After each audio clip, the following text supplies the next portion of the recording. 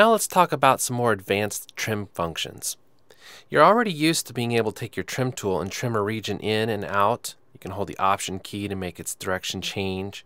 And if you switch it into grid mode, notice that it is snapping. And if you hold down the Command key, it allows you to very easily put it into a slip mode.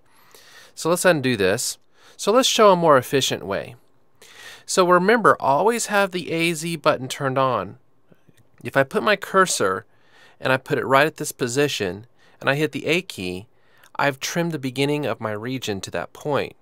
If I put my cursor here and I hit the S key, I've trimmed the very end up to that point. We call this top and tailing in the industry. This is where you're cleaning the beginning and ends of regions. So let's say if I had a region that has been trimmed to this point, and then I want to trim at this point, and I need to trim it some more. I can hit the S key to continue to add more trimming. This is a very fast way of editing inside Pro Tools. So any excess blank area or silences in audio regions can be removed very easily by just simply using the A and the S key. Now I'm going to undo this.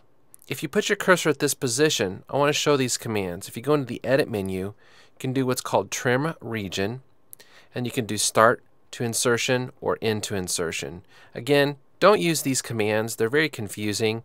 Just simply make sure your keyboard focus is turned on and hit the A key to trim the beginning and the S key to trim the end.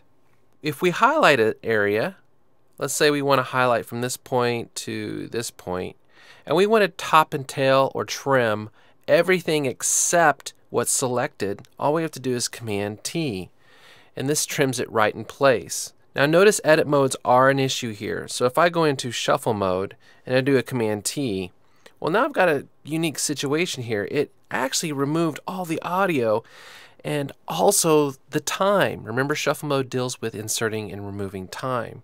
So definitely not cool. So again, that's another situation where you would want to be out of your shuffle mode and you would lock your shuffle mode so it's not available. Now I can go into a grid mode and select area and time and do a Command T, and it's now right at my grid values. So take advantage of this particular method of trimming. You're going to find yourself doing this probably more than you are working with the trim tool.